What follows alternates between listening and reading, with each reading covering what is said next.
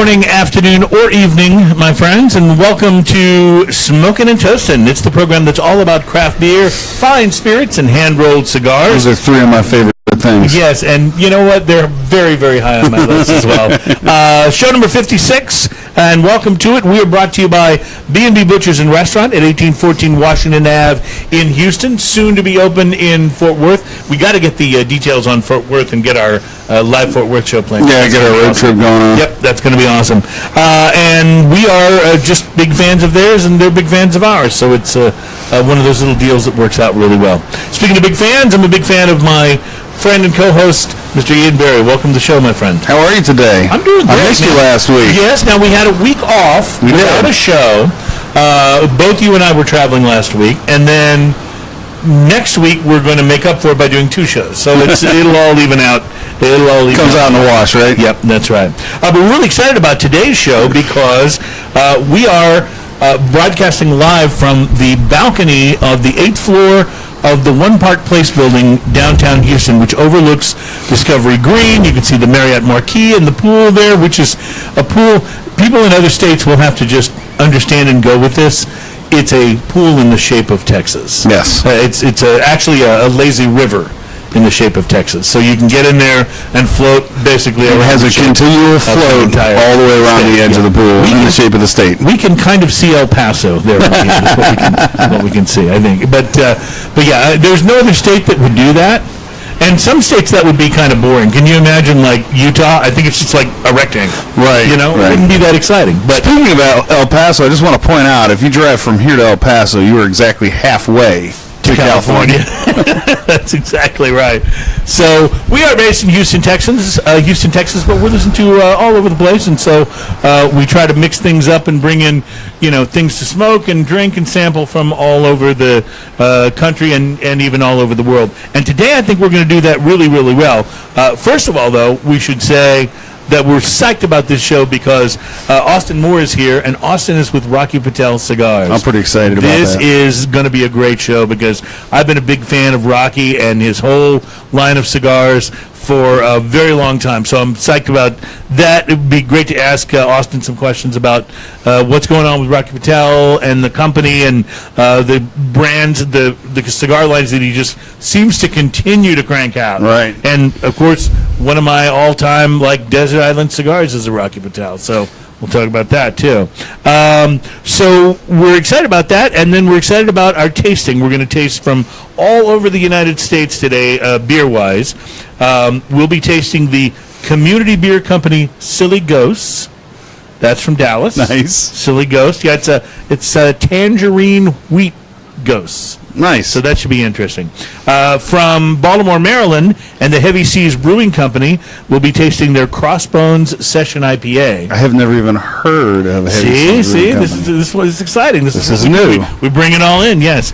And then finally, from Missoula, Montana, Big Sky Brewing Company, we'll be tasting the Ivan the Terrible 2016 Imperial Stout. Oh, that sounds fun. So, yeah, when I saw this beer, I was like, I don't even have to taste it to know Ian's going to love this. It's going to be pretty fun. So I think it's going to be really good. So, now, I brought a bottle of gin today, actually. Yeah, so gin is a little bit different for us. We've done gin before, but not as often. This is a barrel-aged gin. We're going to talk about this later, but it comes from Smithville, Texas, of all places. It's a little town about two-thirds of the way between here and Austin. One of the things that I have noticed, and I've been doing a bit of traveling here in the last few months, is that everywhere you go now, and sometimes in the smallest of places, the smallest of towns, there are craft breweries and craft distilleries.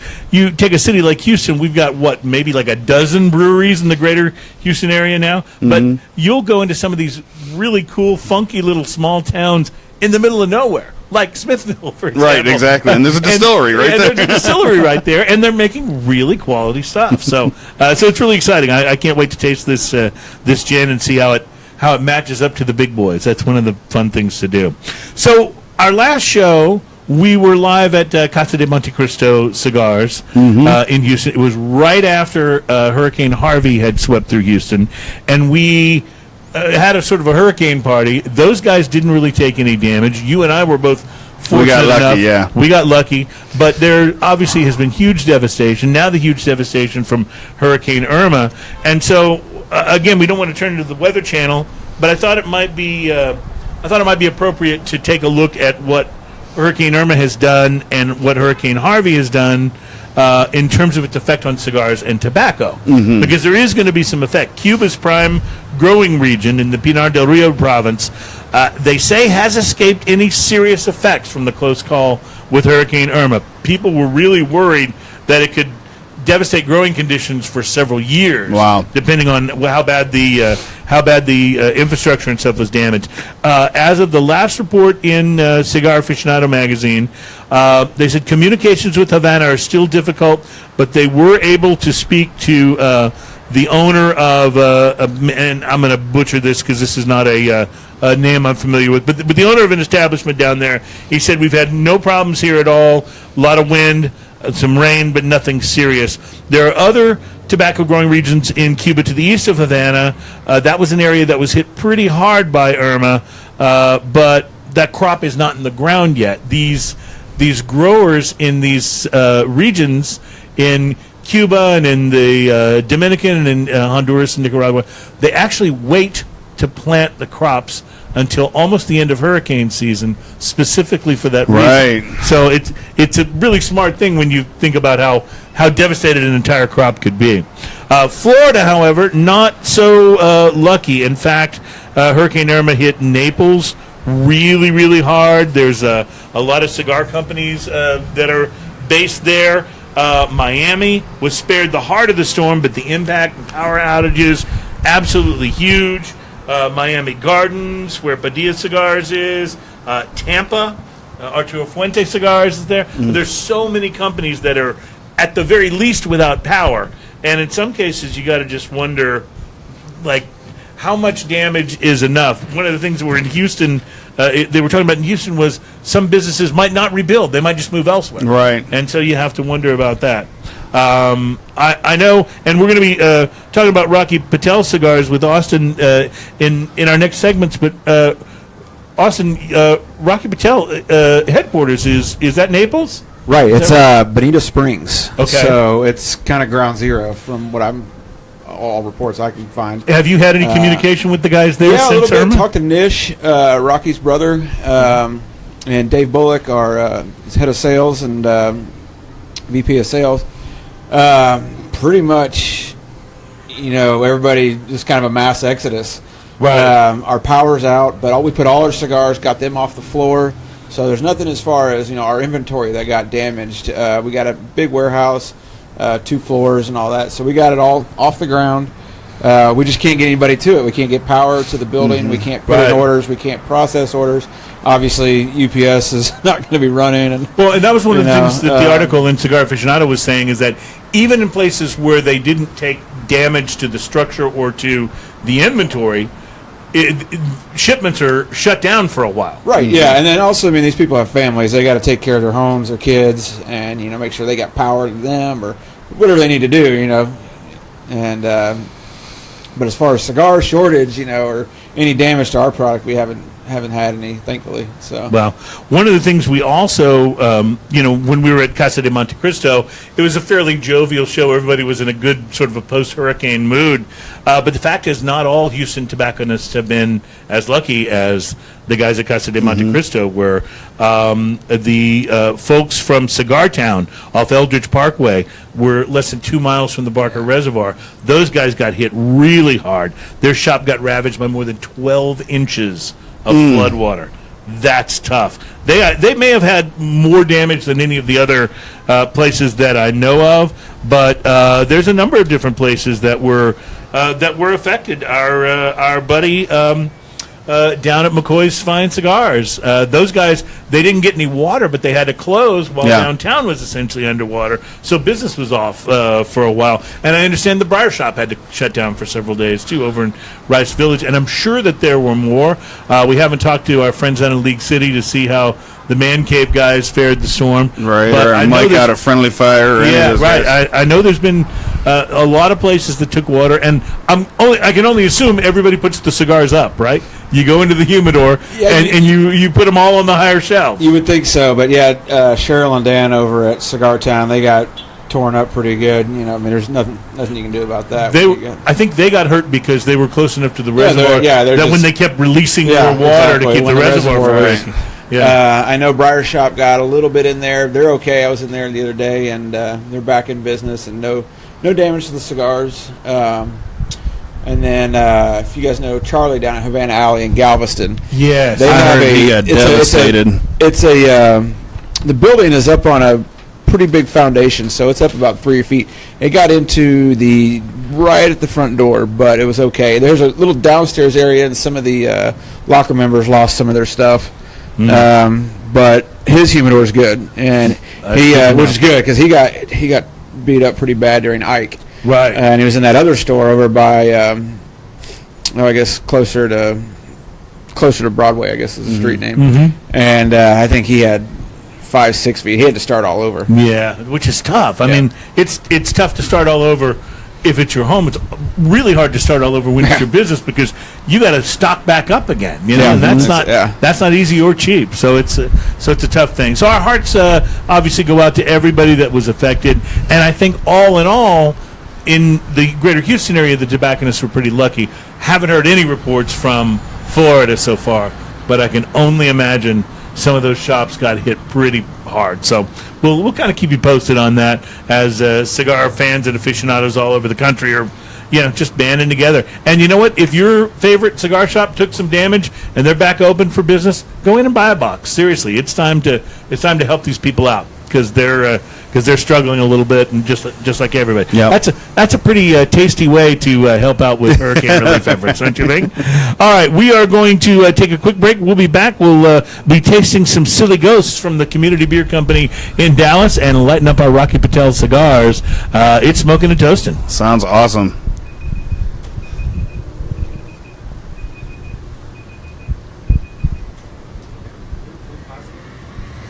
You can let it roll. Hi, Facebook. What up? Say hi to everybody. All right. So, Ian, I got some cups here. Oh, you already brought the cups out. Did someone grab that gin, or did I leave it in there? Yeah, I think it's still in there. Okay. So you can leave it in there for now if you want. All right. Who all's in? Is that everybody in? No, yeah. I can't. Sure. Not for you. Adam, are you up? Yep. Yeah. Adam said that. So this one I've only got one of, so you'll be splitting it. Sometimes the ice does not want to come out of the bottle. It just rolls around. Makes it hard to set it down. Yeah. Sorry about that. There you go.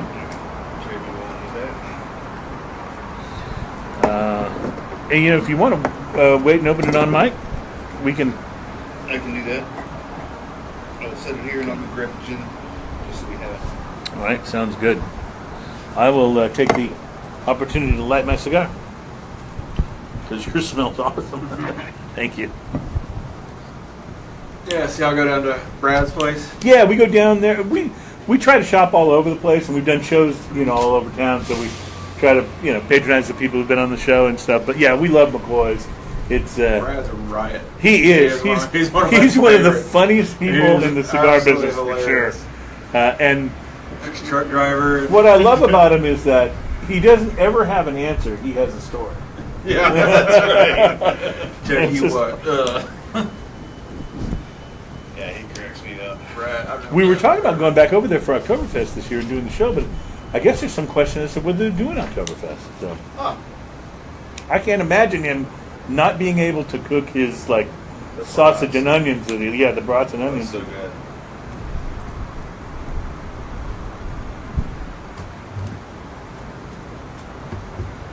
Rockin' Robin. I used to have a landlord that taught over there. Oh yeah. Sweetie? No, what the hell is his name? Skiles. Yes. He had a house he owned for years over in the Heights. I rented from him for 5 or 6 years. All right, so we'll open up with some cigar questions, and then we'll go to our first beer. Okay. Everybody ready? Okay.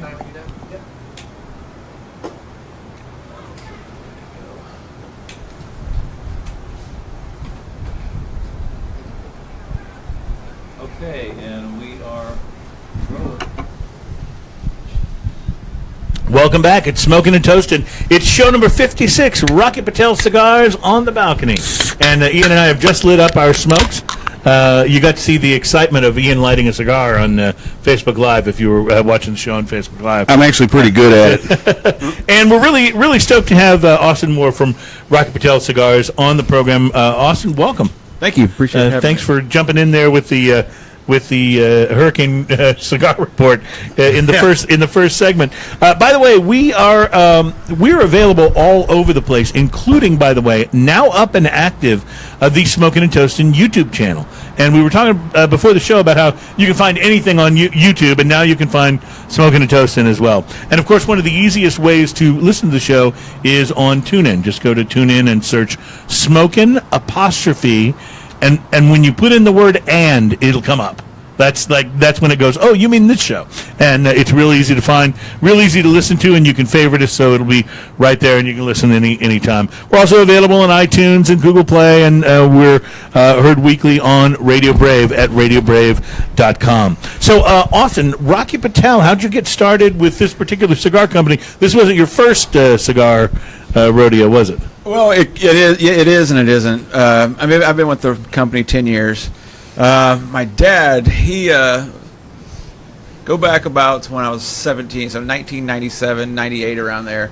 My dad was getting into the business doing cigar cutters, ashtrays, and all sorts of tchotchkes and whatnot. And he, it's a funny story that better if Rocky told it or Nish told it, but my dad drove all the way to Florida, knocked on the door, and said, "I want to be your rep." Wow! And they told him to go away. Rocky's parents were in town from India, and he kept coming. He came back the next day, said, "I want to rep your cigar." And then finally, they gave him some samples and told him to go away. And he worked his way back home, and he started working for them. I was in high school at the time, and then I left for college, went out to Auburn, and then got in the journalism business. I was a sports writer for a while. And I got sick and tired of it, and Rocky was starting to pick up right about then. That was, kind of when the vintage lines started coming out. Mm-hmm. We had the Old World Reserve, Maduro and Corojo, and it was right around that era. And he, offered me a job, which he's the last person to offer me a job, so I took it. And started repping Rocky Patel, Cusano cigars, Eddie Ortega. It was EO, Eddie Ortega, and Eric Espinoza. And all those 601 brands. Mm-hmm. So you're more like an independent guy at right, that point, right. So, yeah, it's independent, and I had, at the time, my first year I had Texas, Louisiana, Oklahoma, and Arkansas. And then after a while, it just became Texas, and then after Rocky got bigger and bigger, it became South Texas. Mm-hmm. So I go down to the Valley and all those areas, and as well as Austin, San Antonio, and Houston.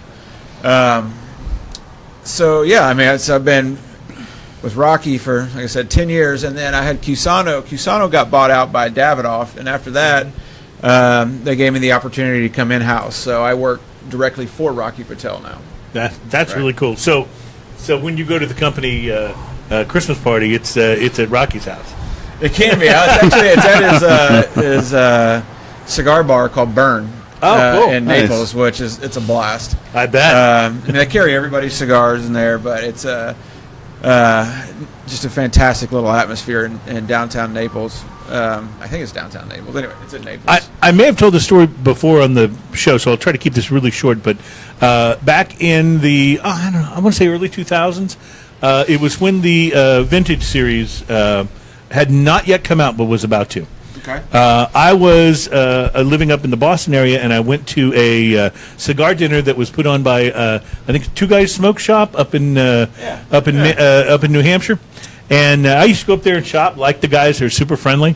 They were doing a cigar dinner. They go, "Why don't you come to cigar dinner? It's cheap. You get food, you get cigars." I was like, "Okay." So I went up to it, sat at a table. They had place cards for you if you'd registered up for the show. So found my place card, sat at the table. Guy walks up next to me, sits down, starts chatting me up about cigars.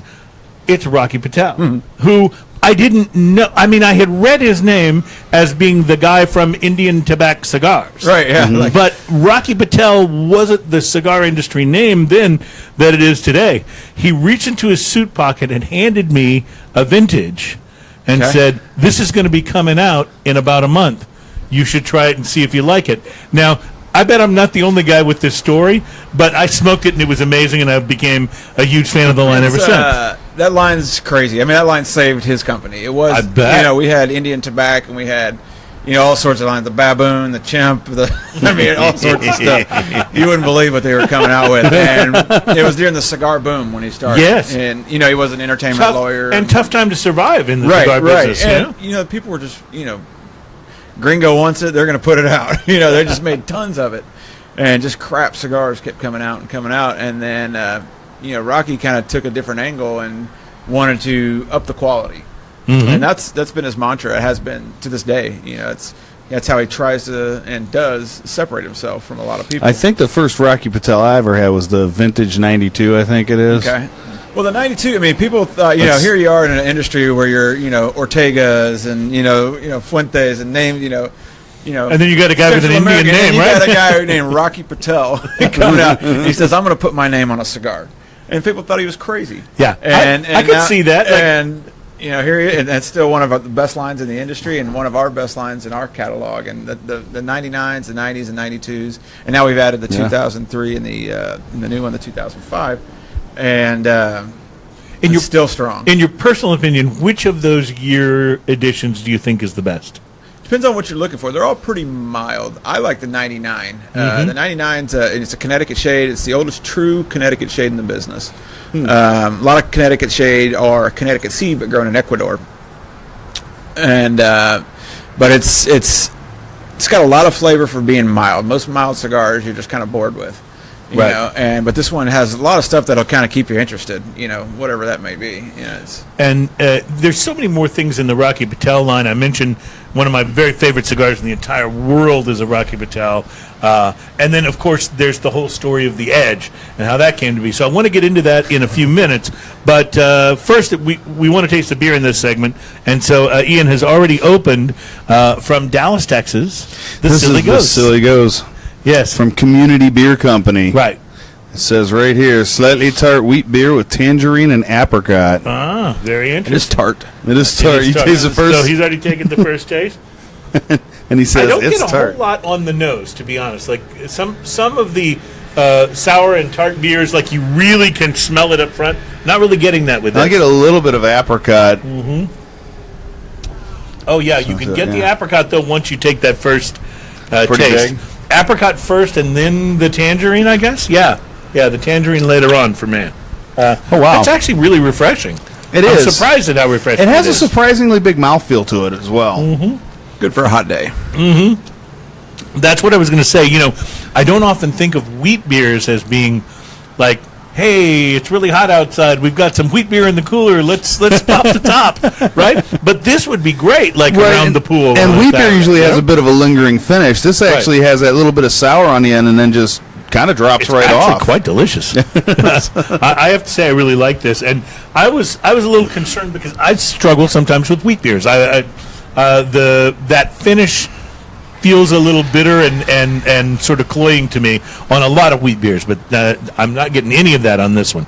No, that's a pretty nice beer. Yeah, that's a fun one. That's very good. It's called Silly Goes. Silly Goes. Yeah, it's another one of these that you almost have to buy to try it based on the name, right? And that's what I was in the store buying beers the other day for the show, and it just occurred to me because of doing the show, we sort of are constantly pushing to try new things. It's tough to keep up even doing this. There's so many new things that come out. So it's part of our mission here is to taste these for you and at least guide you towards an idea something you might like or not like based on how we can describe it at the very least. So what do you think? Silly Goes. I think it's pretty good. I'd buy it. Yeah. I would buy it and try it. It does taste like it's a summery beer. Yeah, especially in the summer. Mine's gone. I think that speaks for itself, exactly. Right?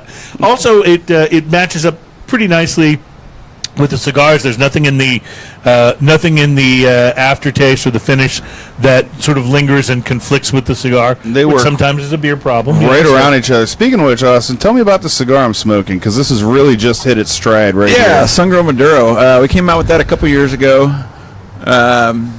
It's a Nicaraguan broadleaf wrapper on there. Box pressed Maduro. and recently got rated number 2 in Cigar Aficionado in the top 25 of the year for this year. I guess for last year. This the last one that came out. Right. Yeah, the last. Yeah, I was getting at last one. It's so far it's really good. It had a little bit of spice on the initial layup, which is calm out. It's definitely on the big side of medium as far as its smoke goes. It'll change on you too. That's what I enjoy about it. It's a complex cigar where you're not going to get the same thing in the first inch that you are going to get in the second. Right, and third inch. and it just went through a little bit. I'm about 3/4, almost an inch all into it, and it just had kind of an abrupt change, and it went to bigger, smoother smoke. I was going to say, and I'm smoking a different one today, but I've actually had several of those in a couple of different sizes. And one of the things I was most impressed by is it comes on pretty strong, but it has this sort of mellow center to it. I don't know quite how to explain it, but it's like at the center of it is just this cool, like, this sort of easy smoking vibe. And yet it's not necessarily a mellow cigar. Like, it's got complexity in it. It stays interesting, So. You'll notice Rocky Patel stuff that we'll make strong cigars, but it's not for the sake of making it strong. There's definitely a market for that, but it's it's a flavor that he's looking for. So yes, yeah, absolutely. Okay, we're going to take a quick break. We will be back with more beer as you can hear the trucks roll by. Coming up next, the Heavy Seas Brewing Company Crossbones Session IPA from Baltimore, and more talk about Rocky Patel cigars. It's Smokin' and Toastin'. Awesome. I'm glad that sun is no longer feeding down on my back. Yeah. That was getting pretty warm. Yeah, sorry, you're the furthest from the end. no worries. All right. How you doing at Cigars? That's good. Adam, I did pour you a beer.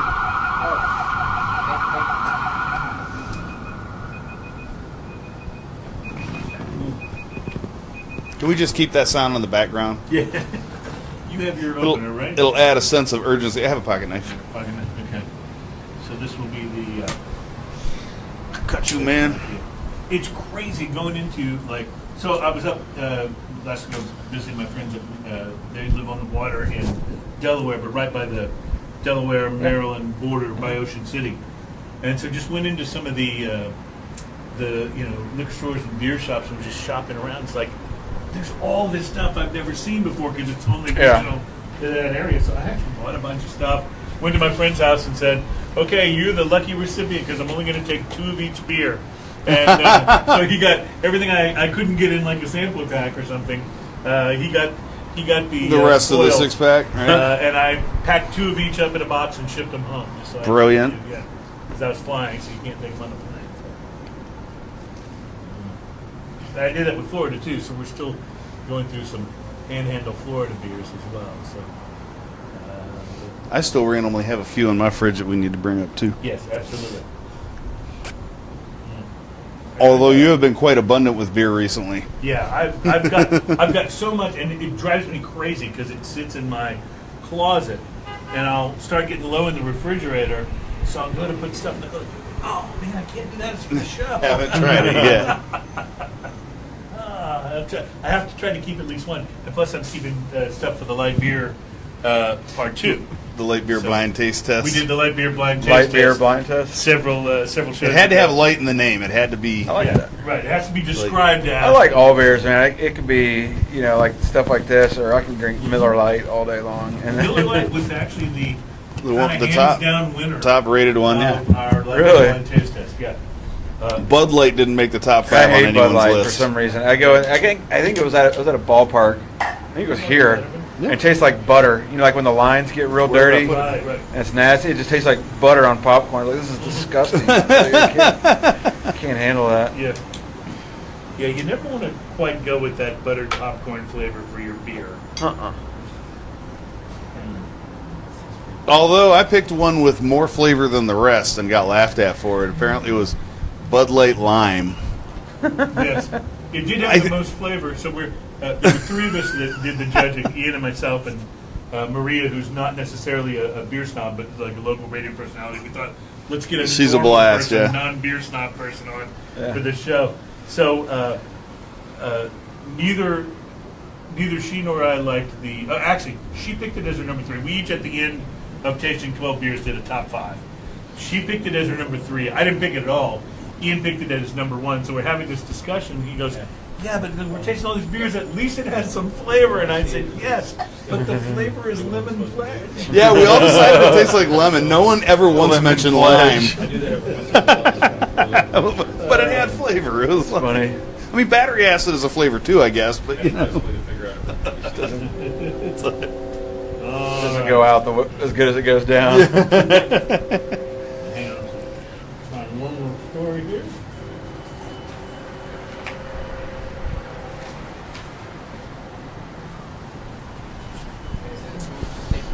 stressful show, right? So far, yeah. Yeah. I don't think I've ever done one of these. We have fun with it, I am ready. and we're I in do it for listen to samples. podcasts. There's some guys I listen out there a bunch. Yeah. Jay Moore, M-O-H-R. Oh, Jay Moore, yeah. He's hilarious. I love his He's very podcast. funny, yeah. He's very funny. Podcasts are really kind of come on. They used to be, you would say podcasts, and people go, what? Yeah. Oh, yeah, totally.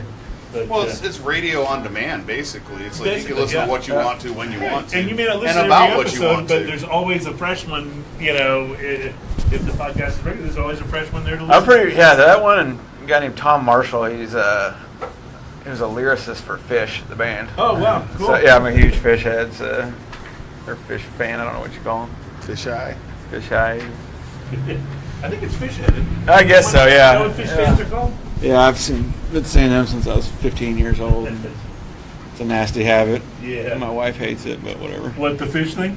Yeah, I mean, I got to get a few shows in every year. I used to go to 15 a year before I got married. Now it's Oh, man. this past year I snuck one in on a Tuesday, flew up and flew right back after the show. All right, ready for segment 3?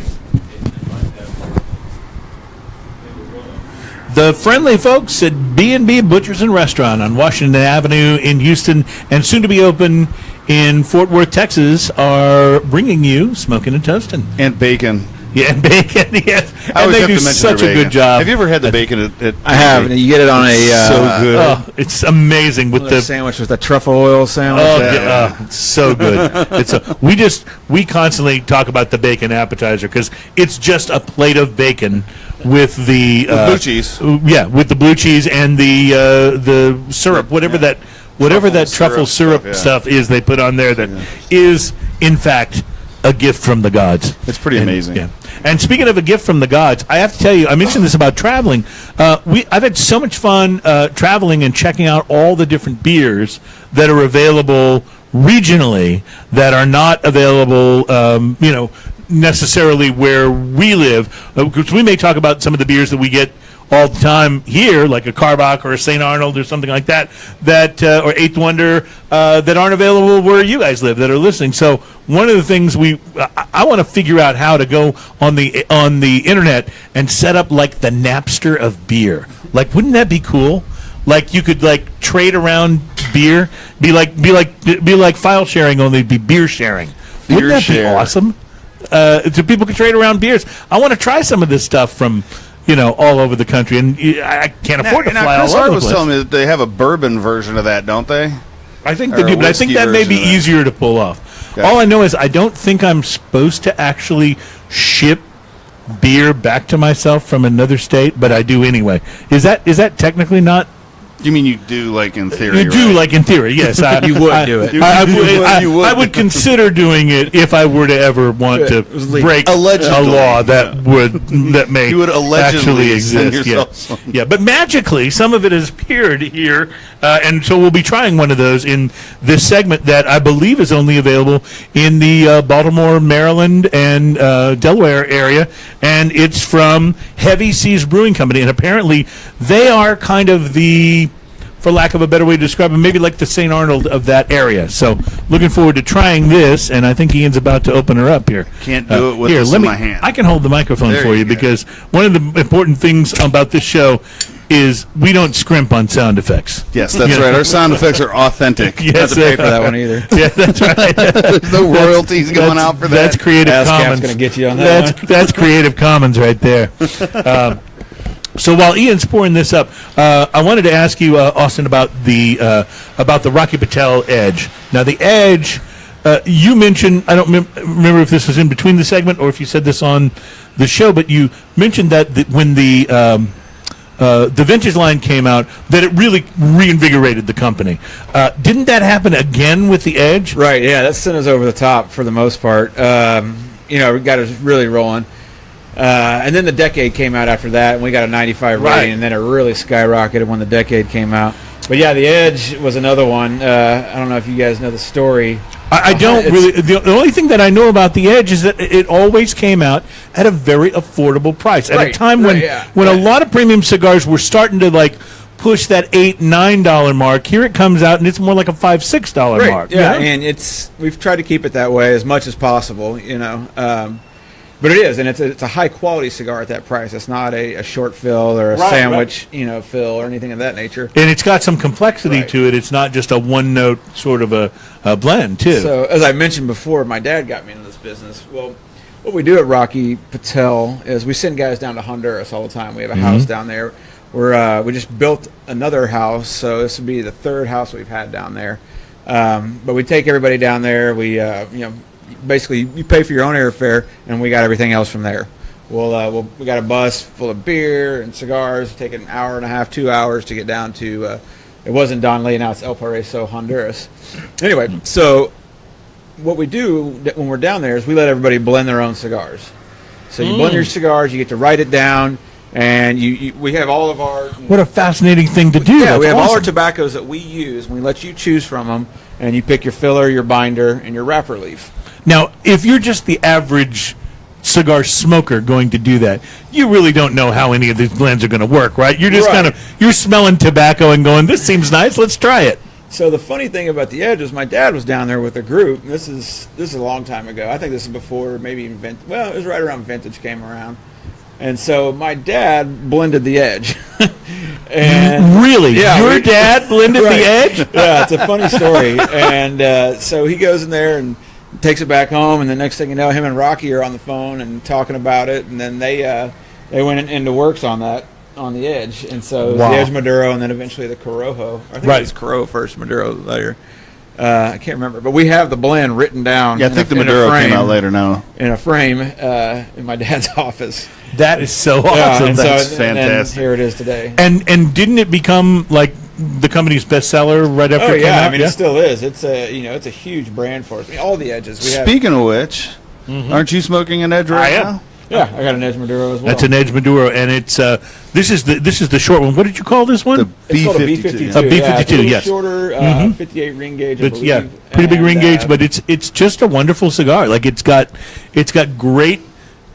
It's got way more complexity than you would expect at the price range this cigar. And Rocky, since then, we've expanded the line quite a bit. We now have a Habano wrapper, which has the blue foot band. We have a Sriracha wrapper with the red foot band. We have Edge Light, which is what I spoke about earlier as a Connecticut, but this is an Ecuadorian Connecticut. Connecticut seed grown in Ecuador. Edge Light, and then we have another one called the. I just forget. It was the Honduran Cigar Winner. Oh, okay. Yes. So answer me this question: what's the deal with the Edge counterfeit by Rocky Patel? Never heard of it. Really? It's probably I don't know. It's probably an online thing. Okay. That's my best guess. I think the write-up that I read on it was something like Rocky knew people were gonna try to knock off his popular Edge cigar, so he decided to do it himself. There has been that type of thing. That over the years have come out with the same idea, put it in the 100 count box. Right. Originally it didn't have any bands on it. Right. And then you got the little foot band. Yeah. So there's been some people that have done that. Can you buy the Edge at all? Obviously, you can buy as many single as you want at a cigar place, but can you buy a box that's not $100? We have some sizes that are that way. We have a double Corona, and then a Robusto, and then it's actually the 6x60. Okay.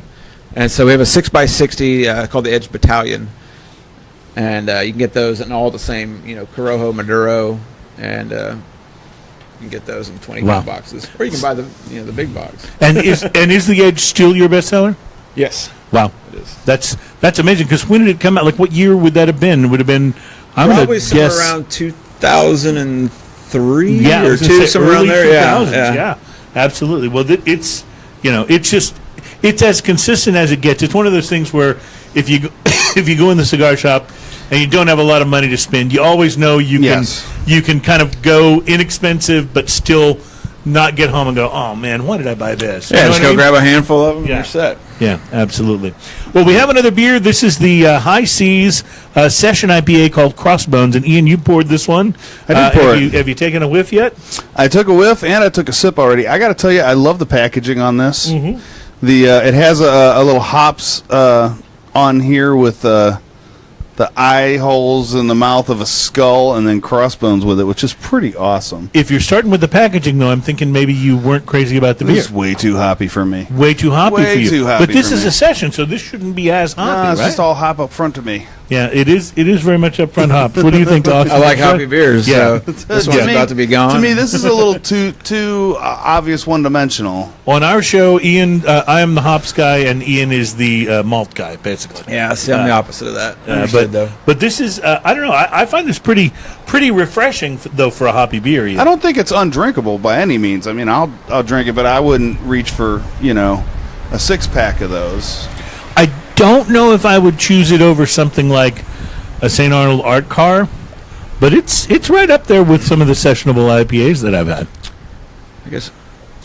I was like the rodeo clown. That's not a session, is it? No, that's I've got down with the clown. You are a hops man, that's for sure. You can session that if you want. I might need to. That thing's dangerous. Well, I should have because in theory, let's just put it this way: when this beer showed up anonymously at my house, it also showed up with an Imperial IPA. So maybe I should have. Had I known you were a hops guy, I'd have brought the Imperial today. I'm a first available guy.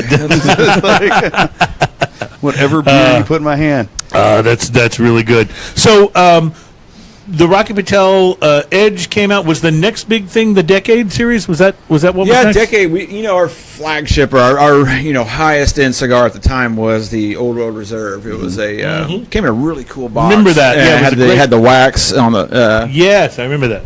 And the band on that was real classy. Yeah, really. And actually, it had it was tobacco paper. It was homogenized. Did I say that right? Homogenized. Homogenized, and we had problems with people lighting it up. And anyway, so we had that one, and that was the big deal for us. And then Decade came out. Decade was a game changer, and so that kind of pushed the Old World down a notch or two. And was Decade basically celebrating 10 years of Rocky Patel? 10 years in the business, right? When Rocky Makes started this thing. And it's been a horse ever since. Well, all right. There's still more in the line. And I want to talk about some of the latest releases as well. But we have more beer to drink and some gin to sample, isn't that? Gin, yes. Yeah. So we'll do gin next and continue to talk Rocky Patel cigars on the balcony at One Park Place, downtown Houston. This is Smokin Toastin. Packaging. Where are you from? Huh? I heard you said packaging. Did I say packaging? You said packaging. Packaging. It sounded like you're in Midwest. My mom's from Michigan. I'm like, okay, there it is. That's exactly what it was. Yeah. I talk funny. I'm okay with it. Wait till he talks about show number 45. No, he doesn't say that. You figure out where I parked the car? I just got back from the Baltimore Philly area and was reminded of people saying, "Yeah, it's going to be a great day to get in the Worder." Worder. Where'd that come from? I think they take all the R's that they don't use in Massachusetts and they shove them into words. In Baltimore, and they shove them into words there. Let's go to a Harvard bar, beat up some smack kids. I've been watching Ray Donovan. The Boston accents on that are spot on. I live in Boston. There's more in there. Okay. Do you know Max Bickler? Some in there. I didn't have a couple. He was our rep up there. Oh no, I don't. I wasn't doing this. I was just a lowly cigar purchaser when I was there. Gotcha. I don't think I ever ran into him, but I did run into Rocky. That was the crazy thing. I was so surprised. I also want to point out that does not go well with the cigar. Yeah, see, I'm not having the same issues with it, and that's because I'm usually the first to have the IPA hops issues. Well, it has the crossbone on it. I warned you. Yeah, True that. it is a pretty hoppy looking skeleton there. I will say that. Well, you're in luck because I saved yours for last. Will you hand me a few glasses? Yes, which is the Imperial Stout. We try to go from lowest alcohol content to highest. Did you want to try the You want to try the gin? No, I can't. I got antibiotics. Oh, gotcha. Okay. Yeah, my wife just went to the doctor today with a brutal sinus infection. Yeah, a little bit. I just started them yesterday, so it's. Interesting. I'm not used to being sick. Wait a minute. I'm excited to see what you think about this. I think this stuff is It brilliant. smelled great, so I'm really psyched. Brilliant. All right.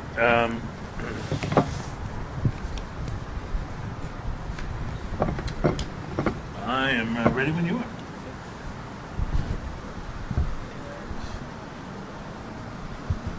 This is the part where I spin the mic around by the cable. Yeah, working kind of close quarters for that. I see by now that we got plenty of shade, so that's good. All right. Welcome back. It's Smokin Toastin. We are brought to you by B&B Butchers and Restaurant on Washington Ave in Houston and soon to be open in Fort Worth. And it's first Houston, then Fort Worth, then the world. That's the B&B motto. That's their logo. But their motto. Their motto should just be, we have bacon. That should just be their motto. B&B. Bacon. We have bacon, yes, absolutely. So it's Smokin Toastin. We have a number of really cool shows that are going to be coming up, and we're really thrilled to have Austin Moore from Rocky Patel's, one of my personal favorite cigar lines. I mean, it just doesn't get much better than Rocky for consistency. And that makes you very cool about Roxy, by the way. Yeah, right. That means we think you're cool. But we have a number of really cool shows coming up. The folks from Lone Pint Brewery, which is that's my current favorite beer in the world, is the Lone Pint Yellow Rose. They are going to be joining us. That is a great IPA. It's a very good IPA. That's one we agree on, so that's good. That's good. They're going to be on the show coming up soon, and also coming up soon. In fact, this may actually be in the next couple of weeks. We're going to be doing our Oktoberfest show, and what that will consist of is us trying as many Oktoberfests as we can in one show. So we'll be Ubering home from the show that particular day. But I'm excited about Oktoberfest because there are some really, really good ones. We already sampled a couple of shows ago the Oktoberfest that St. Arnold released, which is I sample that one regularly. Yearly favorite for both of us, yes. And now comes news that there's a new Oktoberfest being released by Piggly Wiggly, the supermarket chain. And I wanted to share this. Supermarket Oktoberfest. Yes, I wanted to share this mostly because I just love saying Piggly Wiggly. But no, they are a grocery chain, and in Wisconsin, the Piggly Wiggly is a Wisconsin-based company. So in Wisconsin, they are doing a collaborative effort with Mob Craft. And they already host a People's Choice Brat contest there every October, and so now they're releasing their own Oktoberfest. So I would like to put this out to any of our friends in Wisconsin. We will send you whatever Texas beer you want. We must try some Piggly Wiggly Oktoberfest. We have to try the Piggly Wiggly. We have to. I mean, it's just Rocky's a Wisconsin guy. Oh, is he from Wisconsin? Yeah, Really? Green Bay. Wow. Him and Nish. I did not actually realize that. So speaking of Nish, Nish is Rocky's brother. Correct. And doesn't he have like a couple of other family members crafting cousin, cigars? Nimish. Nimish, right? Yeah, yes. Nimish Yes. Desai. So now, do those guys like really craft their cigars, or because I've had the Nish cigars, they're wonderful. They're all in it. Yeah. Nish, he has his cigar line called Bold.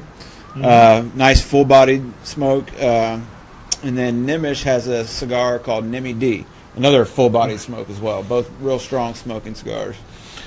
And are those guys? So those guys really are family. It's not a absolutely. Yeah. It's a pretty cool family business to be right. in. What do you guys do? We make cigars. Sometimes I like to be a fly on the wall down there. It's interesting. So you mentioned that the headquarters is in Naples. Right. Is that where Rocky himself is based out of? They all three Because he of them travels quite a bit. They right? all three live down there. Yeah, that's home base. But they're on the road nonstop. Yeah. But Nish has been really ramping it up the past few years. He's always somewhere every weekend. Wow, it's quite a life, really, when you're trying to keep a cigar brand relevant. And you know, when I'll say this, when Rocky Patel cigars first, I mean, I think of them as sort of really emerging as a force to be reckoned with about the time the vintage series Right. came out.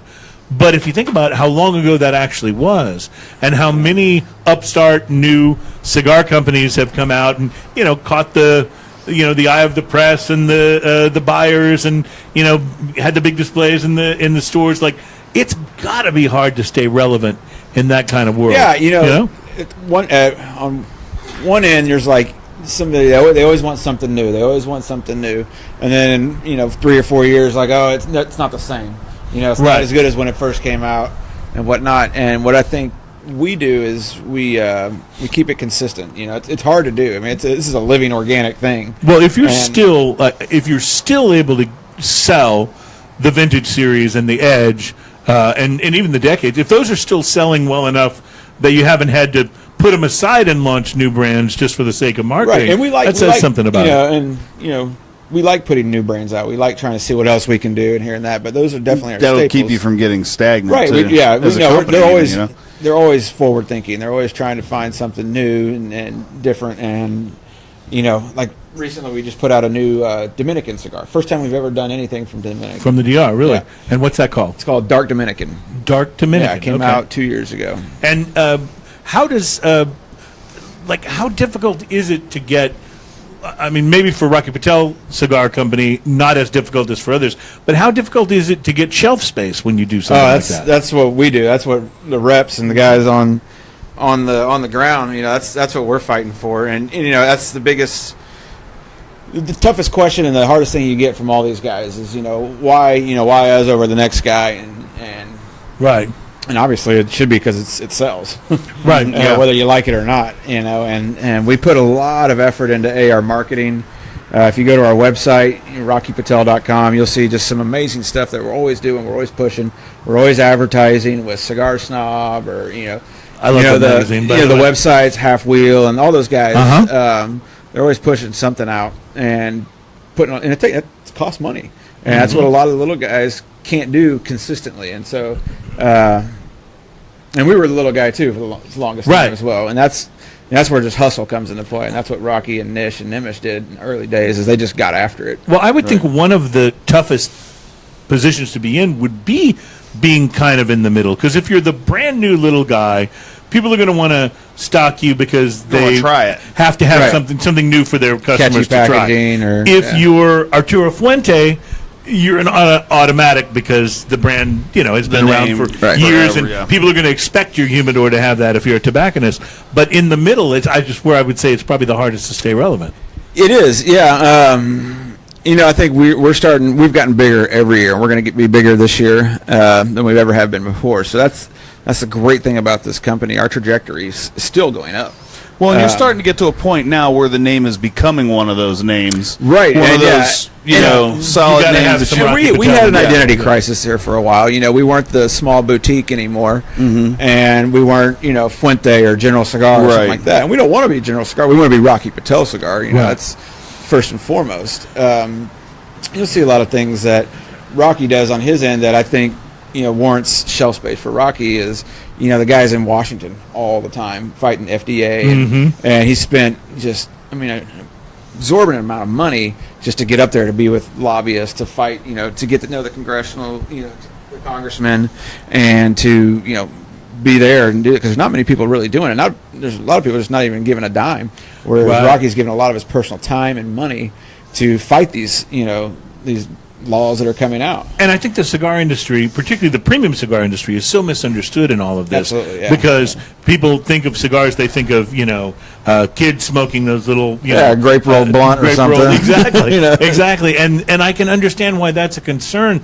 But the type of cigars that, we talk about on this show that your company puts out, that the tobacconists that we team up with and work with, like, it's none of that stuff. It's a completely different experience. I mean, it's you don't see 18-year-olds. It's an art. I want to point out we had a Captain Obvious moment on our show at one point in time where you read off a report that the FDA did a survey or did a they spent all this money research on a study, yes, to find out that 18 and under don't smoke premium cigars. Premium cigars. Yeah, it's like duh. Hello? And you could Exactly. have given me $1.50. I could have told you that. I've never once walked into a corner store and a kid's like, "Hey, buy me a Rocky Patel." They don't realize that it's these aren't machine rolled things. These are art forms. These are guys that had to spend years and years and years just to get an opportunity to roll a cigar, and it goes through over 300 different hands from seedling to finished product. And let's face it, a premium hand rolled cigar, a good one, is not going to be cheap. So it's not like a teenage habit. You know what I mean? Get 2 packs of cigarettes for one cigar. Ian, we have enough time in this segment, I think, to sample this gin. Why don't you tell us about the Dirty June? Dirty June Barrel Reserve Gin from Bone Spirits Distillery in Smithville, Texas. Was this a distillery you were telling me about? You were driving back from somewhere, your wife was driving, and you were sleeping, and she says, "Hey, there's a distillery in the next town." And you go, "Okay, wake me up when we get there." Was that? Yeah, it was kind of like that. Actually, what happened is she went by, I was sleeping, and she went by a billboard. And she goes, "Hey, look this place up." And I grabbed her phone and just put it in her GPS and handed it back to her, went back to sleep, woke up at the distillery. It was awesome.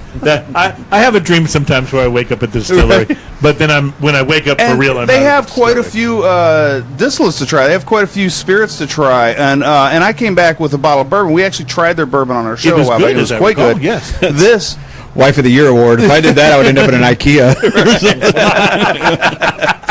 But one of the ones we tried, and we bought some that day, was this a barrel reserve gin. Now, most gin is, juniper flavored and very clear and everything else. As you can see, this has a it's got an light amber straw, light kind straw. of color to it, and a different flavor than you even expect from gin. It's got a real sort of fresh flavor to it, doesn't it? I like that. It doesn't have a lot. pretty I don't like amazing. real floral gins, so it's Right. one that's right up there. I like The smell that. is amazing. It's not good for mixing because it has too much of its own very distinctive flavor, but it makes one of the best martinis I've ever had. Wow, this is delicious. Yeah, I mean, it's so good. The finish is so different from what the original nose is on this. Right. And when you smell, like just the nose, you can smell the gin. Like gin has a very distinctive smell, but it also has a little something else. And so I find like it has this oak finish that you never expect. on a gin. Yes, gin. I know. And it adds a lot of sweetness to the gin, too, that's such a pleasant departure from your standard gin. Now, obviously, this is a very, very much a craft gin, a small batch craft gin, because Bone Spirits is a fairly small distillery, correct?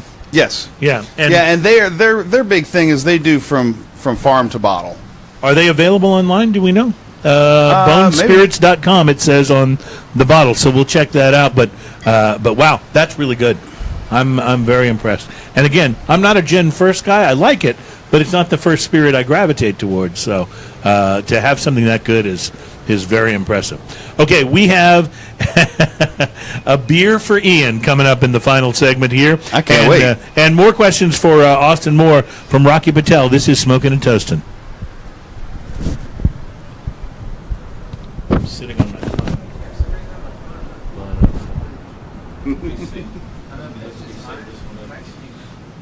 All right, so one more segment, gentlemen.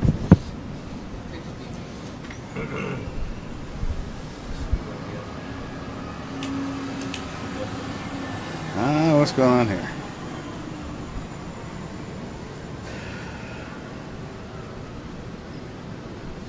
I see some of you are out there watching.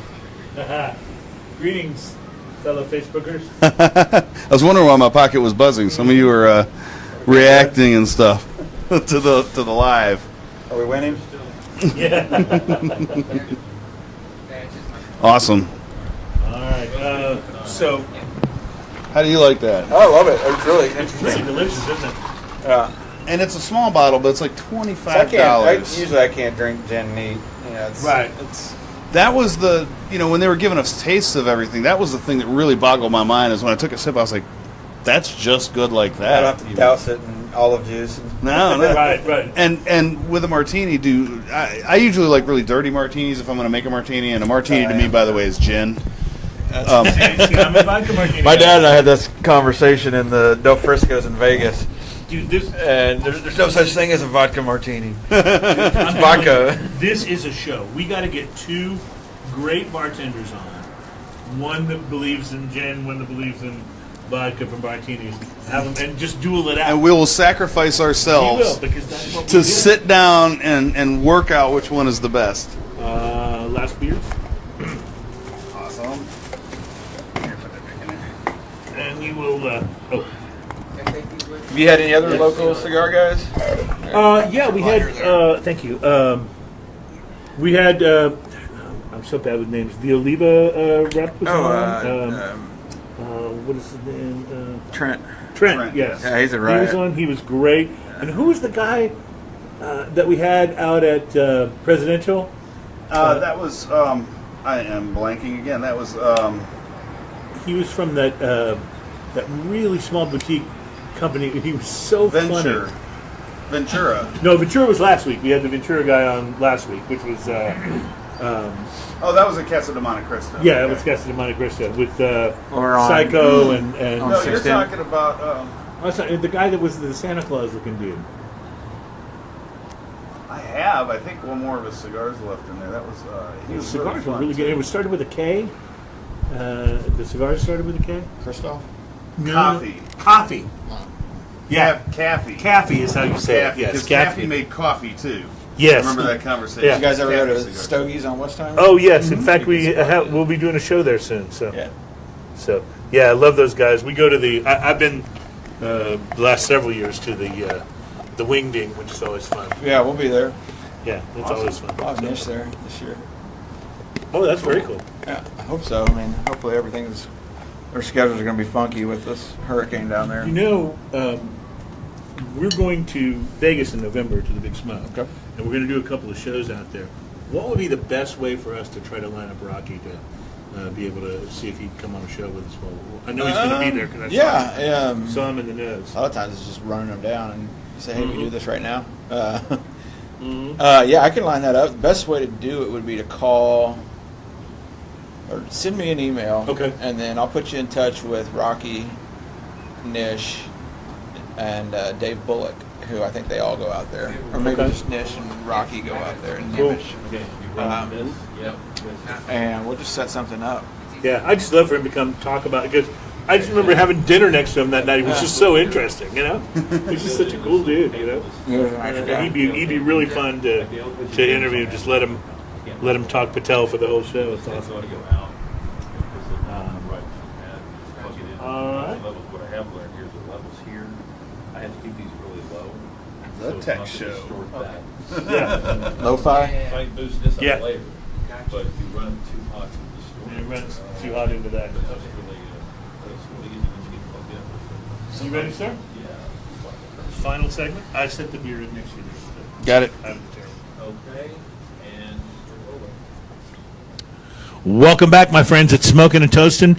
We are smoking Rocky Patel cigars on the balcony. We're downtown at the One Park Place building, the 8th floor of the building. It's a gorgeous building, and the 8th floor overlooks the Discovery Green Park. People are down there walking their dogs, playing Frisbee. I think there's a Zumba class going on somewhere. It's all very good. And Zumba is fun to watch, by the way, just, as a guy. It's a fun thing to watch. So it's a really nice afternoon. Actually, started out a little hot when we first started the show, but it has cooled off, and so we're enjoying having Yeah, these the Rocky shade's Patel really cigars. nice up and here with it's- a little bit of breeze and everything.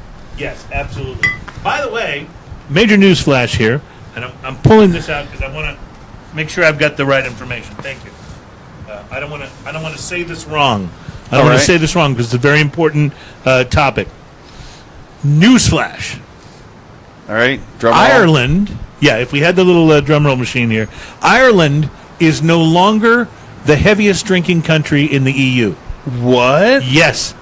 The Irish may love their whiskey and Guinness, but apparently not quite as much as they used to, or at least they've been surpassed, according to I statistics. can hardly doubt that they slowed down, though. Yeah, I'm thinking Like they've someone been may have surpassed. gotten ahead, but I doubt they slowed We're gonna have an down. emergency congressional meeting. We got to fix this, guys. You're going to have trouble with this next thing Our that I tell you. reputation is at stake. You're going to have trouble with this next thing that I tell you, Ian. According to statistics compiled by the European Commission, Ireland is now 12th on the list of highest drinking nations in the EU, down from number 1 in 2000. Holy 12th. Toledo. It's not just they dropped to number 2 or 3. They went to 12th. the number one country, heaviest drinking country in the EU on the new study, the new survey, Lithuania. Get out. I believe that. And I guess if you lived in Lithuania, you might drink. I mean, Ireland, like, you can go outside, it's beautiful, at least sometimes of the year, right? You got historic cities, you got things to see.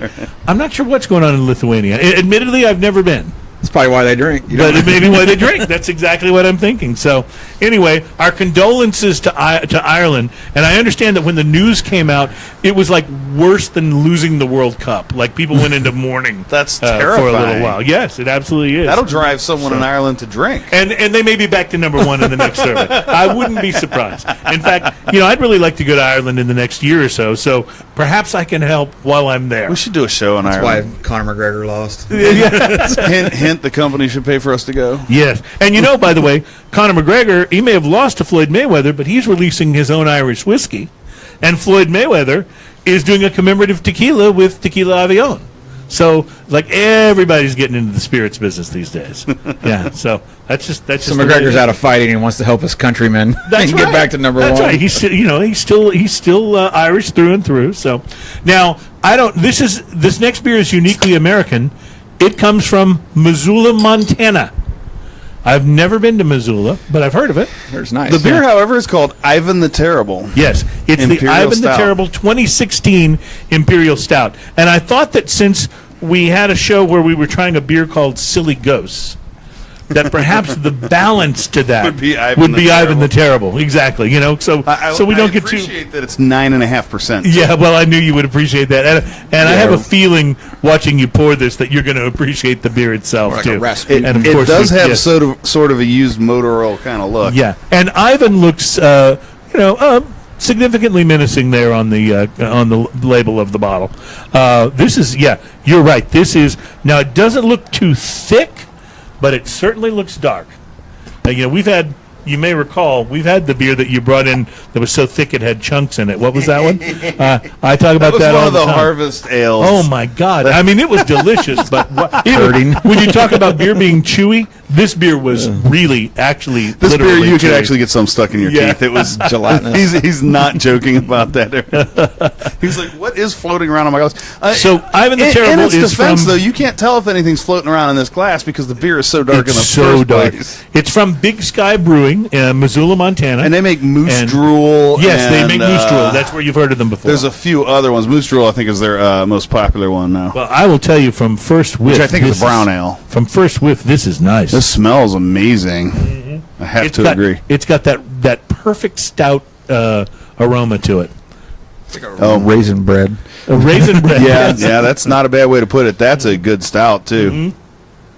It's wow.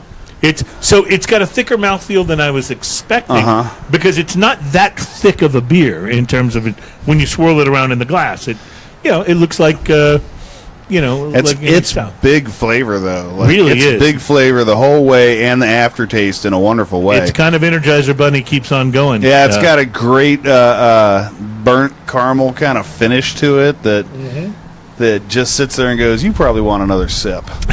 And you probably do. I do. Good. Well, this one I brought for you. See, this is for sitting through the session IPA with me. You got rewarded with the Ivan the Terrible. This beer, by the way, is available in Texas. I purchased this at Spec, so you can find this in the Texas area as well as, I'm sure, the greater Missoula metroplex. Austin is a man who says he drinks any beer. Yeah. How do you feel about this one? Well, it's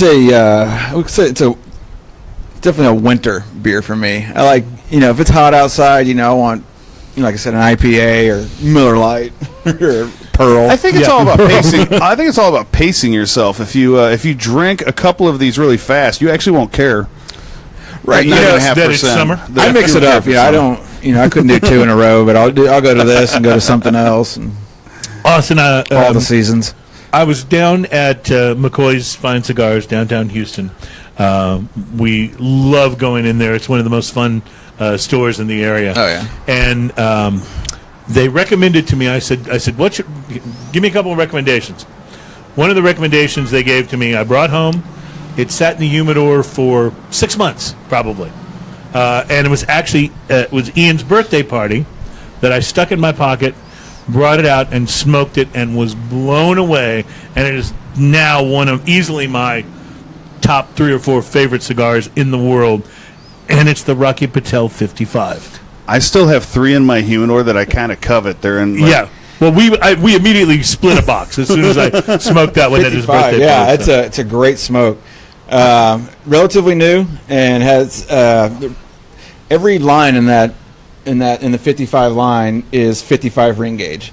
Right. So you can get a little short and fat guy, or you can get a long, almost double Corona looking size. Mm-hmm. Full bodied, medium full. It's a, like I said earlier, it's a full body, but it's for flavor. It's not for to knock your socks off or make you taste it in your Cheerios the next morning kind of cigar. It's just a smooth cigar. Yeah, but it a lot was of flavor just to so complex. That's just what I loved about it. Little There's figurado. so many flavors, and that was the one that I got was the figurado, and it was just so complex and just. It was one of those. I smoked it all the way down into a finger burner. We got a little factory. I don't know how many years ago it was in Esteli. So you'll notice the early part of Rocky's catalog. You'll see a lot of our stuff out of Honduras, out of El Paraíso, and a lot of Honduran cigars. So then Rocky now has his own fields, his own factory, and we do it all from top to bottom in Esteli. And we're not doing all of our cigars there, but a lot of our new stuff's coming out of there that are really taking off for us.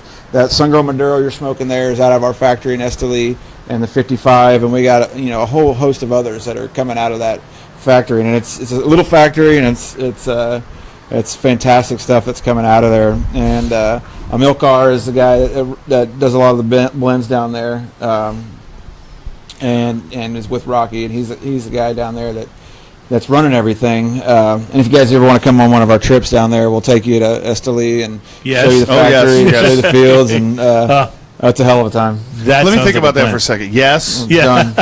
By the way, this Sun-Grown Maduro has developed. It's picked up a little bit of spice and even a little bit of like mocha aftertaste, and it's really good with both that beer and that gin. And the gin, yes. That's not bad pairing. I'm smoking the Edge Maduro, and I have to tell you, the pairing, again, with both the gin and with this Imperial Stout, just fantastic. Yep. I mean, it just really picks up the malt and caramel really, really well from the Ivan the Terrible.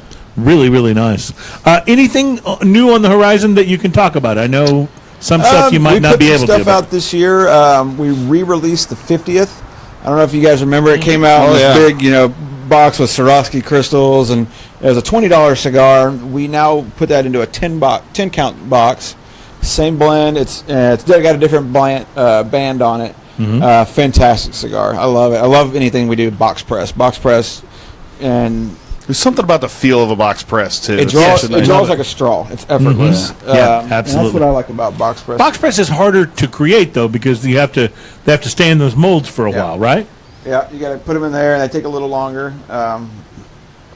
Let's see what else we got. I don't know if you guys like flavored cigars, but we have a new Java called Java Red. I do like the Javas, yes. And then we have a new vintage line coming out. Oh, and it's a San Andreas. You'll see an orange band on there. I'll have to try that. The only difference between that one and the other ones, it's not box pressed. It's a round cigar, but unlike the other vintage lines, the 2003 to 99, 90, 92, this one is full bodied. It's on the fuller side. That San Andreas wrapper on there. So it has a little more spice and pepper to it versus the other ones, which are going to be kind of toned down a little bit. I actually bought online, I haven't done this in quite some time, but some Rocky Patel seconds, and they had to have been seconds, if they really were seconds, they had to have been seconds of the vintage line, and they were all just amazing. Yeah. Like half the price of the vintage line. I don't know if those are for real or not. It's an online thing we do. I don't know a whole lot about that end of our business, but a lot of times we have a very strict, process of quality control. And sure. So if these things aren't meeting the color, if they don't meet a certain color within that line, if they don't draw test the way it should, we'll sell them off to other people, and they take care of them, I think. Well, I have to say, it's such a consistent line of cigars. Remembering why I love the Edge so much today, and the Sun-Grown Maduro is just fantastic as well. Thank you for being on the show. Yeah, absolutely. And talking Thanks for Rocky having with me. us. This has been a lot of fun, and we'd love to have you back again, especially if you got something new coming out. got Come it. out and Absolutely. let's tell the world about it. It's Smokin' and Toastin'. Thank you guys so much for listening. We'll be back again next week with 2 shows, including a visit to the New Potato with our friends from Lone Pipe Brewing. Have a great week, and cheers, everybody. Cheers. Salud.